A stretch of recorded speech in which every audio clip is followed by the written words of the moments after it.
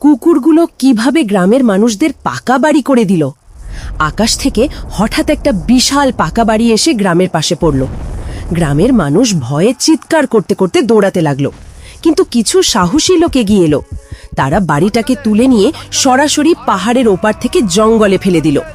বাড়িটা উড়তে উড়তে জঙ্গলের মধ্যে পড়ল, আর ঠিক সেখানেই ছিল অনেকগুলো কুকুর। কুকুরগুলো বাড়িটা দেখে অবাক হয়ে গেল, আর তারা সেটাকে নিজেদের সঙ্গে নিয়ে গেল। রাতে শুরু হলো ভয়ঙ্কর ঝড় বৃষ্টি। গ্রামের সব বাড়ি ভেঙে চুরমার হয়ে গেল। মানুষগুলো রাস্তায় দাঁড়িয়ে কাঁদছে, কেউ থাকার জায়গা পাচ্ছে না। ঠিক তখনই কুকুরগুলো ফিরে এলো। একটা বিশাল ট্রাকে করে সেই বাড়িটা নিয়ে এলো গ্রামে। গ্রামের মাঝে বাড়িটা রেখে একটা কুকুর জোরে একটা লাঠি দিয়ে আঘাত করলো, আর সাথে সাথেই বাড়িটার ভেতর থেকে হাজার হাজার পাকা বাড়ি বের হতে লাগলো। সবাই খুশিতে চিৎকার করতে লাগলো। নতুন বাড়ি পেয়ে সবাই আরামে থাকতে শুরু করলো।